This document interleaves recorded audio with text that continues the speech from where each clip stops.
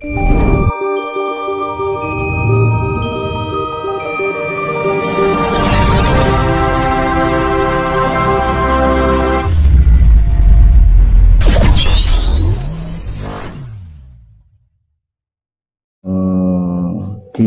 nggak salah di sebuah hotel di Pangandaran, Romo ya. Betul, Pantai Pangandaran ya. Di Bali juga ya, ada. Itu kan ada salah satu kamar hotel. Itu lupa itu kan nggak salah tuh berapa gitu loh Romo kamarnya, nomornya itu. Itu kan ada sebuah kamar yang didesain itu semuanya itu kan warnanya hijau semua. Betul, ya. Juga ada apa itu, ada kasurnya, terus ada tempat sesaji. Nah itu konon katanya tempat untuk sewaktu-waktu Kanjeng Ratu wudu. Nah niku pripun Romo nggih? Ya gini ya. Jadi itu tergantung dari keyakinan seseorang bahwasanya memuliakan leluhurnya.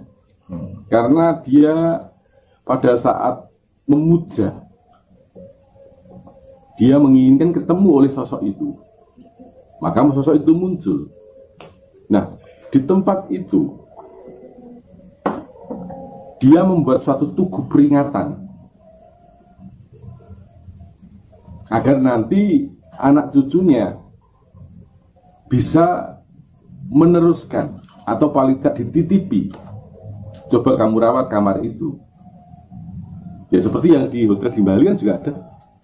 Yang tempatnya Pak Karno itu ya. Ya betul Mbak. Itu. Nah, jadi yang namanya gaib itu ada Mas, memang benar ada. Tapi kembali tentang yang namanya Ratu Pantai Selatan sampai Rabi berturut-turut itu yang harus kita luruskan gitu. Berarti gini Romo ya, tidak menutup kemungkinan orang-orang yang punya kelebihan indera keenam itu bisa Romo ya untuk menemui Kanjeng Ratu.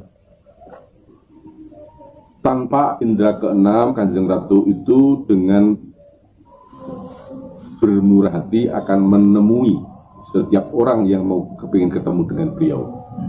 Dengan catatan niatannya bersih, tanpa ada unsur duniawi dan tidak ada unsur kepentingan apa-apa.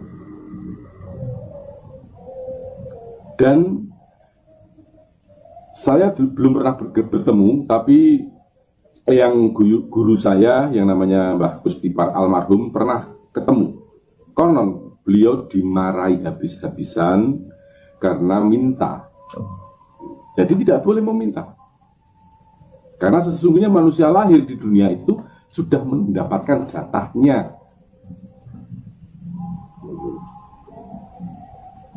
Jadi faktanya adalah seperti yang saya sampaikan tadi. Fakta sebenarnya mengenai apa bener tuh Kanjeng Ratu Kidul iki garwane Sultan. Itu yang faktanya adalah cerita tentang Ratu Kidul, pertemuan Ratu Kidul dan Danang Sutawijaya itu adalah bentukan dari para pujangga untuk mengubur rasa dendam, sakit hati, jangan sampai ada membalas di antara sesama darah Mataram. Adapun penguasa jagat raya dan penguasa makhluk astral seisinya itu ada dimanapun kita ada, bahkan Pantai Utara pun juga ada gitu. Cuman kan yang kita luruskan ada sampai dicampur. Terus kadang gini Romo ya, kalau kita ke daerah Parangtritis, terus Parangkusumo, itu kan kalau nggak salah itu kan ada suatu peringatan Romo ya, yang berkunjung di sini dilarang memakai baju hijau. Katanya baju hijau kan warna favoritnya Kanjeng Ratu lah. Niku pripun Romo? Itu etika. Itu pelajaran etika, unggah-ungguh tata krama. Jadi bukan hanya Kanjeng Ratu, bukan hanya ngembari Kanjeng Ratu, melainkan juga ngembari panguwasa dalem. Jadi orang Jogja, orang Solo yang bukan telah itu tidak diperbolehkan memakai pakaian barong atau jari barong. Barong niku pripun? Barong jari parang barong. Oh iya. Tidak diperbolehkan karena apa? Iku diarani ngembari ngerso dalem. Jadi jari kawula ya kawula gitu. Begitu pula tentang ajaran mengenai baju hijau dan lain sebagainya. Itu merupakan kalau kita ini harus rendah diri, jangan ngembari panguwoso. Nah, kalau ini diterapkan jadi apik loh mas. Makanya sekarang itu banyak kan orang yang tidak duit dugo karena lupa dengan etika. Ya, mosok kadang-kadang simbol negara digedolanan, lambang-lambang negara digedolanan. Ini karena hilangnya budi pekerti, hilangnya akhlak, hilangnya pitutur luhur. Nah, semua itu merupakan kunci daripada pitutur luhur. Nah, misalnya masuk di dalam lingkup makam sesepuh, tidak boleh bersisul, tidak boleh bersisul itu bersiul ya, tidak boleh ngomong yang jorok-jorok. Nah, ini sebenarnya kan pelatihan saja, pelatihan agar kita itu sopan.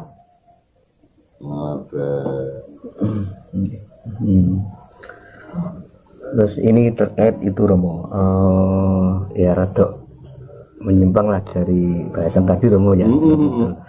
Oh, ini ada sebagian ini Romadang yang mengatakan ya dari paranormal lah Romo, bisa dibilang orang spiritual.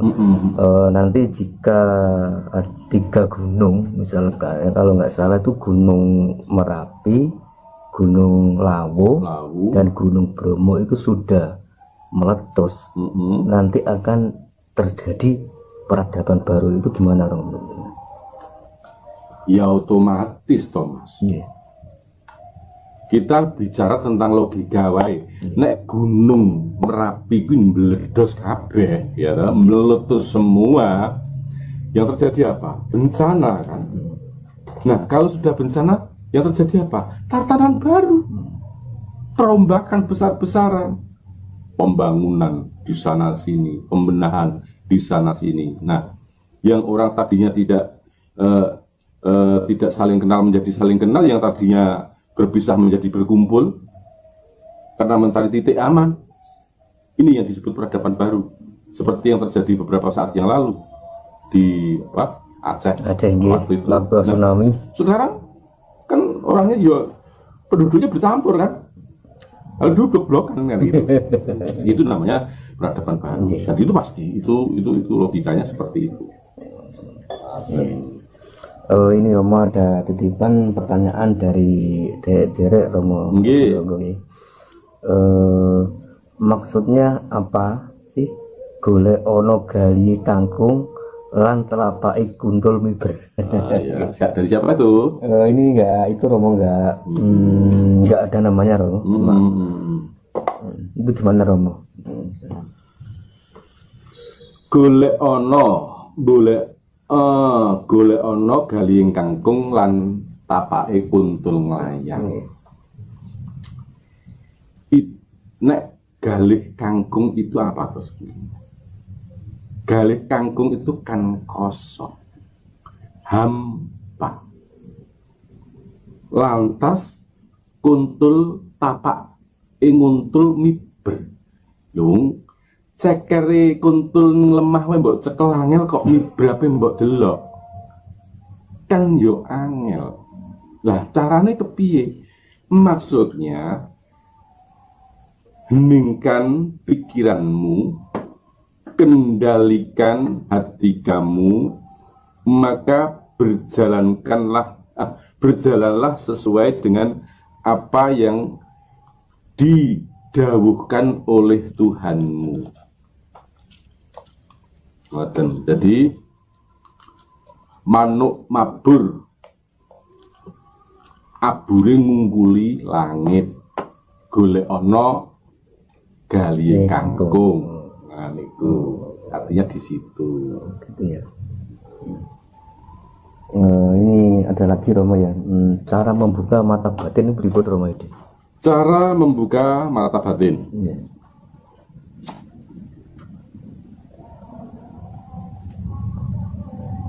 Untuk menghidupkan kundalini itu tidak mudah. Dan menghidupkan mata batin itu juga butuh pelatihan. Tapi jika dengan sungguh-sungguh, maka niscaya akan terbuka dengan sendirinya. Cara latihan yang paling sederhana, mudah. Siapkan lilin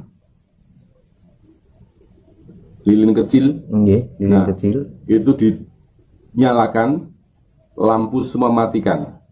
Fokus melihat lilin itu. Lakukan setiap hari. Poso, gak rasa poso. Nanti lama-lama apabila kuat bertahan lama, baru kemudian apa yang kamu apa yang kamu kehendaki. Karena kamu sudah mampu menembus pandang itu. Jadi pandang kasat mata sudah kamu bisa melawan, maka yang tidak kasat mata pun akan tertembus. Tapi ini semua juga butuh ketelatenan. Lagi seminggu, lagi saulan, biar ya wes. Karena gagal sekali, mengulang lagi. Itu dilakukan sampai berapa hari Romo untuk sampai ketemu, sampai dengan merasakan ketika kok saya merasakan. Nah ini kalau sudah merasakan, sekarang sebenarnya manusia itu mempunyai mata batin, Mas Muntra, dan kadang-kadang kita tidak percaya. Apa kepada nih? Misalnya begini, aku tak ingin Romo Edisa saiki ada dalam bisikan yang tidak terdengar tapi bisa dirasakan.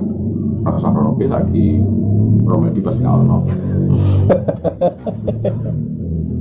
Tapi sampai ngeyel, budal tenan, kenyataannya gak ono tenan. Nah itu yang dinamakan mata batin, bisikan batin. Dan kamu pasti pernah mendengar atau mendengar cerita atau mungkin mengalami sendiri seseorang atau teman kamu bercerita, sakjane bis mobil tak tumpaki lho nggih, tapi aku kok gak penak, terus aku leren rokokan. Ya Allah, aku numpak bis kelak kecelakaan aku. Pernah gak cerita? Nah, pernah Romo ya. Itu mata batin yang mengingatkan kita. Nah ini sebenarnya kita punya, tinggal mengasah sebenarnya. Tinggal mengasah. Jadi, dan hal ini sering saya lakukan. Udah kok, ya ini dan ya alhamdulillah saya itu setiap kali berangkat itu juga kata nggak mantel Mas. Ya, buah atos Mas. Kemarin tanggal 27 itu kirim dan terus lah. Sampai tekan Bojonegoro, aku aman. Aku tekan Bojonegoro kini lagi udan. Lagu tekan di jenenge Sragen kalau terang aku lagi liwat Pak. Berarti siapapun itu bisa Romo ya untuk membuka mata batin, tidak harus spiritual Romo. Manusia itu mempunyai energi loh.